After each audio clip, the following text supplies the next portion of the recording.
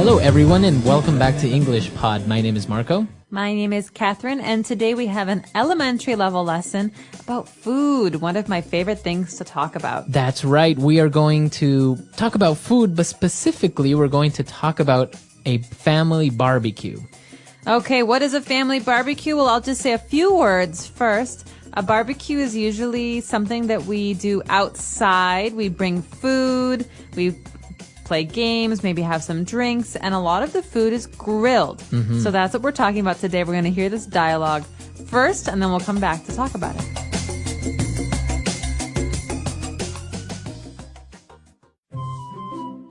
Is everything ready for the big family barbecue tomorrow? Yep, the steaks and chicken are marinated, and I also bought hamburger buns.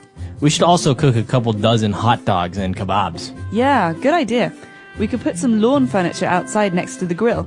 I also set up the tent outside so we can hide from the sun if it gets too hot. Great! I asked Grace to bring cups and serviettes, as she is also bringing 2 big coolers for the beers. This is going to be a great barbecue. Oh no, it's raining!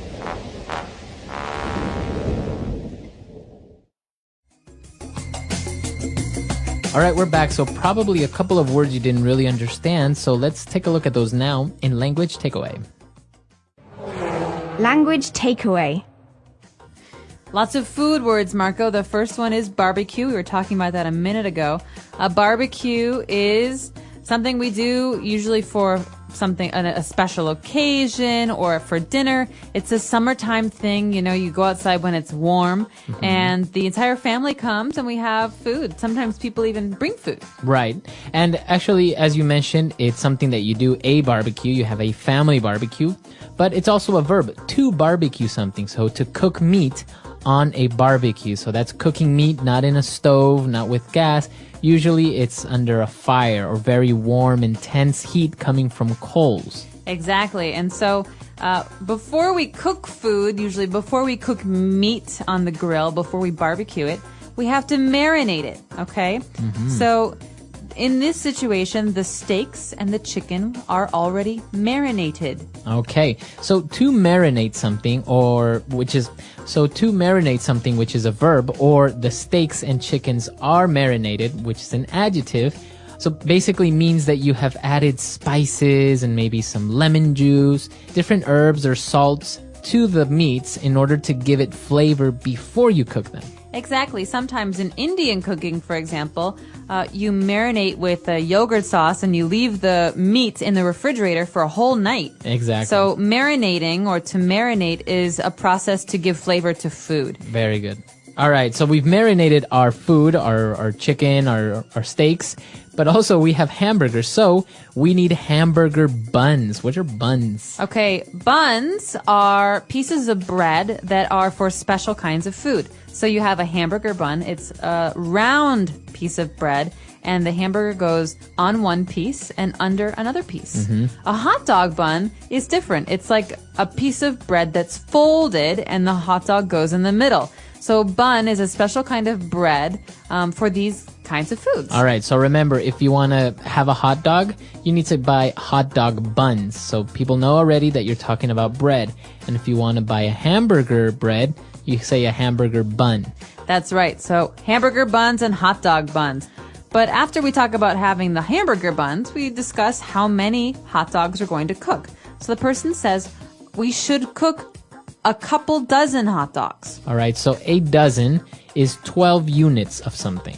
Right. So eggs are sold in dozens. We buy a dozen eggs. We buy 12 eggs. Okay. Or you can say half a dozen. That means 6. Half of 12. And a couple dozen is usually around 24, 25. Okay. Very good. So a dozen hot dogs, and they are also getting kebabs. What are kebabs? One of my favorite foods. Kebabs are sticks or skewers of meat. So you have a very thin stick and you put the meat on it and you put that on the grill and you cook the meat on the grill. So, yeah, those are very common. For example, in the Middle East, right? You have kebabs, sticks of meat, and also maybe some vegetables put on it, and you grill them. Exactly. Very flavorful, very tasty meat. All right. So why don't we listen to our dialogue again, and we'll come back shortly to look at some more words. Is everything ready for the big family barbecue tomorrow? Yep, the steaks and chicken are marinated, and I also bought hamburger buns. We should also cook a couple dozen hot dogs and kebabs. Yeah, good idea. We could put some lawn furniture outside next to the grill. I also set up the tent outside so we can hide from the sun if it gets too hot. Great! I asked Grace to bring cups and serviettes, as she is also bringing 2 big coolers for the beers. This is going to be a great barbecue. All right, we're back. So now why don't we go to a second part of language takeaway and take a look at 5 more words. Language takeaway. All right, the first word that we're going to look at is lawn furniture. So we're going to have lawn furniture outside. Okay, so before we even start thinking about food, we have to decide where people will sit at this barbecue. And so we have to find out how much lawn furniture we have. Furniture can be a sofa, a table, a chair. We have furniture in the house, but lawn furniture is furniture for the outside. A lawn is Right. the green grass outside your house. So it's usually not going to be made out of wood, for example, because if it rains, it might get ruined, right? So usually it's either plastic or maybe even rock or stone. Or metal. Or metal. So that's what lawn furniture is. Furniture that is made to be outside in your backyard, for example, or that sits on your lawn. Exactly. And so we're going to be on the lawn furniture. We have the special thing for cooking meat outside, the grill. Okay, so we mentioned that you grill chicken or you grill steaks, but it's also a noun, a grill. So a grill, what is that? A grill is like a stove for the outside, but instead of having electricity to make the fire, we have gas or propane. And this is something that we light on fire. We use coals to keep the insides very warm. And so this is just a way to cook meats or even vegetables outside. Okay, perfect. So that is a grill. And if you're going to cook foods or vegetables in this way, so you're going to grill them. All right. And well, just in case it gets hot and you want to hide from the sun, we are going to set up a tent.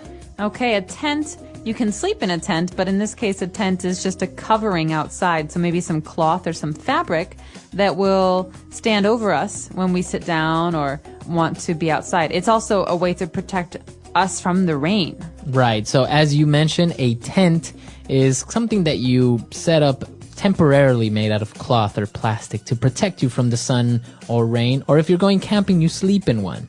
All right. And now that they have all the food, they need cups. And then they mentioned this strange word. It kind of sounds French.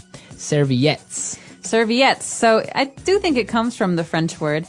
This is a British way of saying napkins. A napkin. It's like paper for cleaning your hands and cleaning your mouth that you throw away. Okay, so you can say napkins, or if you want to sound a little bit more fancier, you can say serviettes. And speaking of fancy, let's talk about beer. Where do we keep beer? It has to stay cold, right? Right, so usually you would place it in a refrigerator, but if you're outside or you're going camping, you want to keep them cold or you want to keep something hot. You place it in a cooler.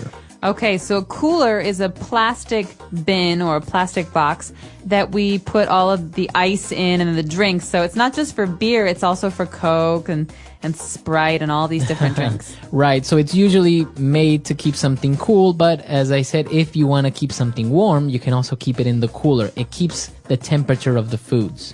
And the nice thing is that it's not electric, so you can use it anywhere. Right. All right, so that's all the words for today. Why don't we listen to our dialogue for the last time?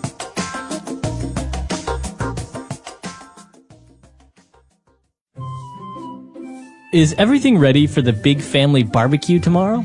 Yep, the steaks and chicken are marinated, and I also bought hamburger buns.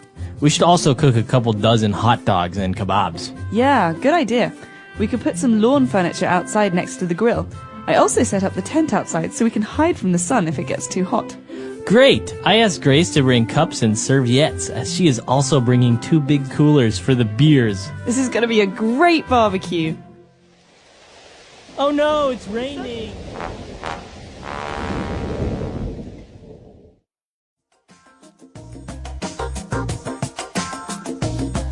All right, we're back. So family barbecues and doing these things. Did you do these when you were young at home? Do you still like to do it? All the time. I love barbecues. It's one of my favorite ways to eat food. The nice thing about a barbecue is you get to sit outside and relax, and there's nothing better than nice, fresh grilled meat.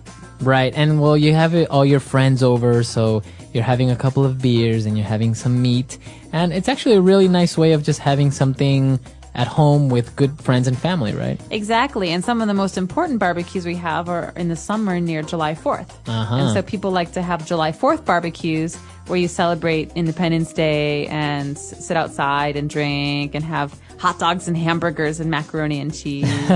Actually, while I was in Chile, I noticed that as well. Near their festivities for their independence, which is September 18th, a lot of people get together and have barbecues, and it's so popular that pretty much every house in the neighborhood you can smell somebody barbecuing on the weekend. You're making me so hungry. All right, guys. So if you have any questions, any doubts, or if it's common for you guys to barbecue back home, then why don't you send us a couple of comments at englishpod.com, and we'll see everyone there.